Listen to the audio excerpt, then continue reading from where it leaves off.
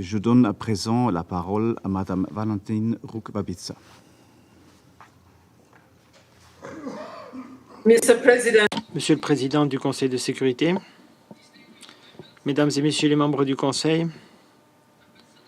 Monsieur l'ambassadeur Omar Hilal, représentant permanent du Royaume du Maroc et président de la formation République centrafricaine de la Commission de la consolidation de la paix, je voudrais féliciter la Suisse qui occupe la présidence du Conseil au mois d'octobre. Je vous remercie de présider cette séance qui est d'une importance particulière étant donné que nous approchons du vote au niveau du Conseil sur le renouvellement du mandat de la MINUSCA. C'est une fois de plus un honneur pour moi que de vous présenter le dernier rapport du secrétaire général sur la République centrafricaine et d'informer le Conseil des évolutions dans le domaine de la sécurité et dans le domaine politique, ainsi que de revenir sur les principales réalisations de la mission dans l'exercice de son mandat, et ce malgré des difficultés opérationnelles persistantes. Je vais revenir sur l'élan positif et les occasions qui ont découlé du dialogue entre le gouvernement et les groupes armés actifs, et je reviendrai également sur les progrès réalisés dans la mise en œuvre de l'accord politique, notamment sur l'organisation d'élections au niveau local, le renforcement de la gestion des frontières et l'élargissement ou l'extension de la présence de l'État et de l'autorité de l'État, avec un sentiment d'appropriation accrue en soutien à la paix et à la cohésion sociale au niveau local. Monsieur le Président, j'ai le plaisir de vous informer que la dissolution des 6 groupes armés et des 3 factions des groupes armés signataires à l'accord politique reste en place et a débouché sur le désarmement et la démobilisation de ces combattants. Certains d'entre eux ont ainsi été intégrés dans les forces armées nationales. Cependant, il est essentiel de renforcer la mise en œuvre des activités de réintégration socio-économique pour garantir une transition ou le passage des ex-combattants, leur réintégration dans leur communauté, une réintégration qui sera durable. Le dialogue entre le gouvernement de la République centrafricaine et les groupes armés actifs s'est poursuivi. L'objectif est toujours de les faire revenir à l'accord politique. La décision prise par le mouvement patriotique pour la Centrafrique, qui a décidé de se retirer de la coalition pour le changement et de renoncer à la lutte armée, a été saluée par le gouvernement de la République centrafricaine et a mené à un dialogue direct portant sur le désarmement, la démobilisation et la réintégration de ces combattants. Le 28 août, la 8e réunion de coordination pour la mise en œuvre de l'accord de paix en République centrafricaine et la feuille de route conjointe de Luanda, présidée par le Premier ministre, a souligné l'occasion sans précédent l'occasion sans précédent offerte de favoriser le dialogue avec la CPC, l'objectif étant de garantir la démobilisation sur le long terme, le désarmement et la réintégration des combattants actifs encore présents en République centrafricaine. Le gouvernement a dialogué avec la CPC pour qu'ils reviennent à l'accord politique en réponse à des déclarations réalisées par des dirigeants militaires et des dirigeants politiques de la CPC qui avaient indiqué leur volonté de cesser les hostilités.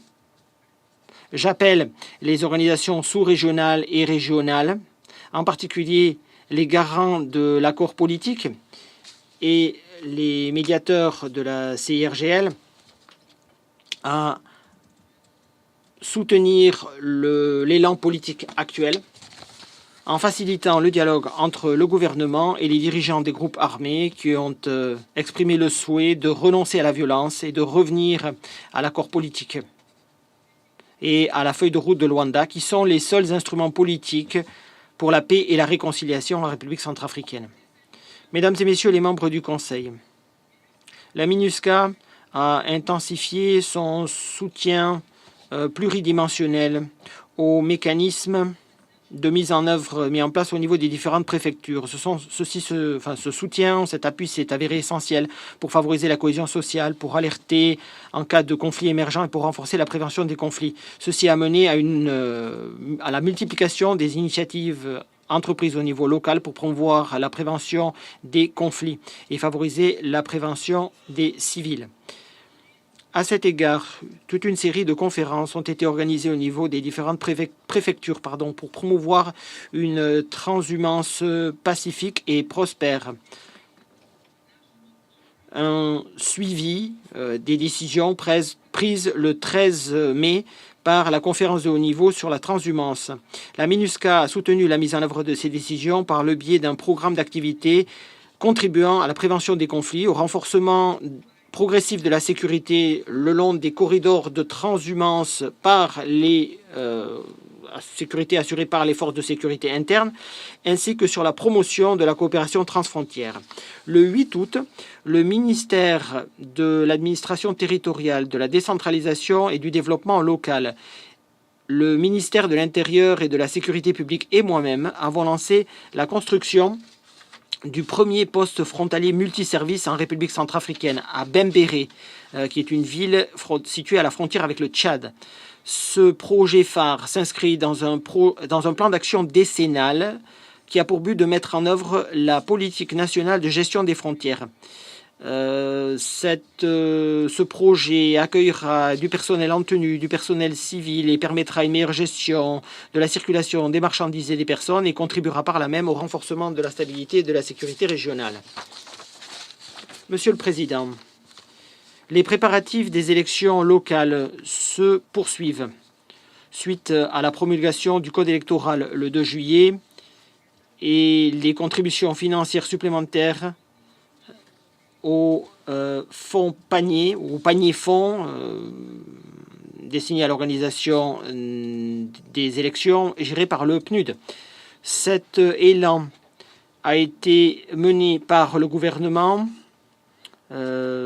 étant donné son attachement à la tenue de ces élections, et a été facilité par la MINUSCA, par le soutien pluridimensionnel que la MINUSCA offre, par l'assistance technique, par les bons offices qu'elle met à disposition.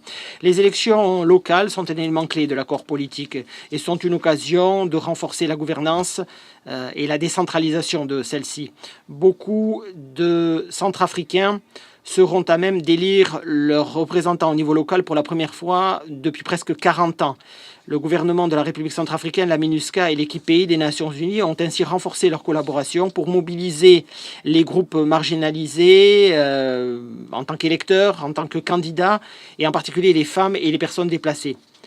30 000 actes de naissance ont ainsi été remis à des groupes vulnérables. Ceci leur a permis de s'inscrire sur les listes électorales au cours du processus d'élaboration de ces listes qui démarrera le mois prochain. Ceci constitue un pas décisif vers la mise en place d'un cycle électoral digne de ce nom, ouvert à tous, qui débouchera et culminera sur la tenue d'élections générales qui sont prévues à la fin de l'année 2025. Étant donné cette situation, la mise en œuvre du cycle électoral 2025-2026 est fondamentale pour renforcer la stabilité des institutions.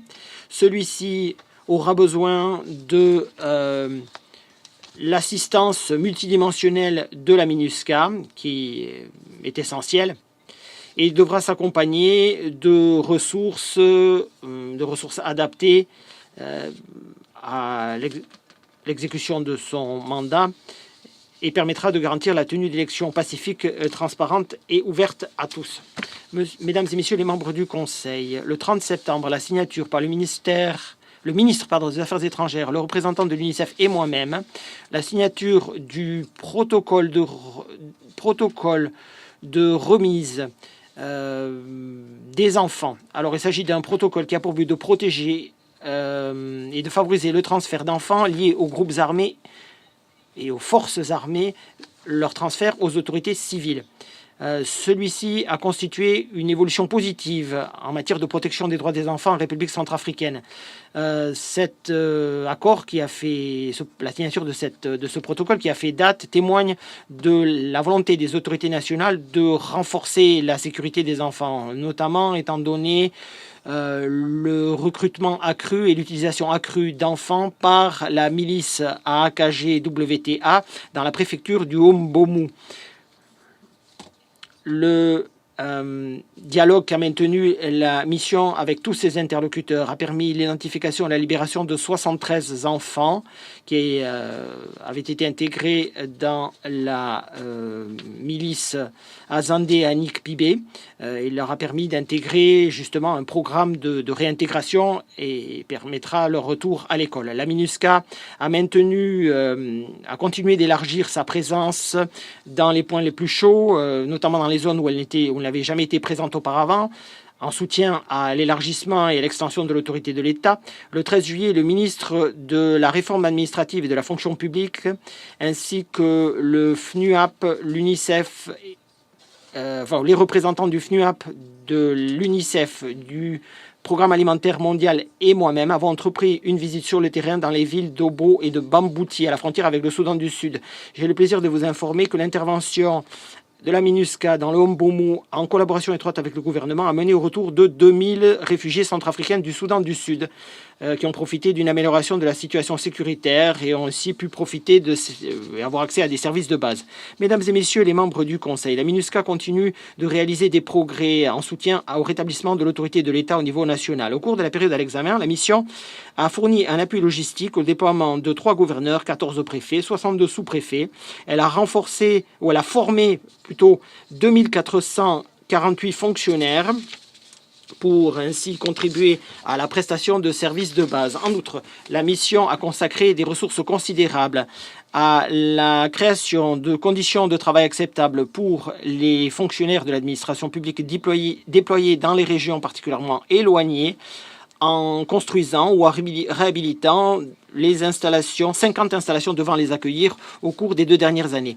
La validation de la nouvelle stratégie et politique de défense nationale est également un autre pas dans la bonne direction, dans la mise en place d'une armée républicaine reflétant la diversité de la République centrafricaine. Je salue le gouvernement pour sa volonté de s'acquitter de ses fonctions régaliennes en matière de protection de la population, protection de l'intégrité territoriale de la Centrafrique. La MINUSCA continuera de soutenir le gouvernement dans le rôle de coordination qu'il joue avec ses différents partenaires pour élaborer et mettre en œuvre une réforme de l'appareil sécuritaire et pour mettre en place un cadre de gouvernance stratégique. Mesdames et messieurs les membres du Conseil, j'attire votre attention sur le contexte opérationnel encore à chaque fois plus difficile, situation qui a évolué étant donné la modification apportée à la politique d'importation de carburant au niveau national, ce qui a perturbé l'approvisionnement en carburant pour la MINUSCA. Ceci limite la capacité de la MINUSCA à fournir le soutien optimal et à maintenir l'élan obtenu dans l'extension de l'autorité de l'État. La mise en œuvre des tâches prioritaires du mandat de la MINUSCA est intimement liée aux défis immenses en matière d'accès en République centrafricaine. Nous aurons besoin de davantage de capacités, notamment dans le domaine du génie, pour améliorer l'accessibilité par le réseau routier et pour améliorer la mobilité. Au cours des 2 dernières années, la MINUSCA a ainsi construit ou réhabilité 2210 km de routes, 131 ponts et 37 pistes d'atterrissage et de décollage. Monsieur le Président, la MINUSCA continue de faciliter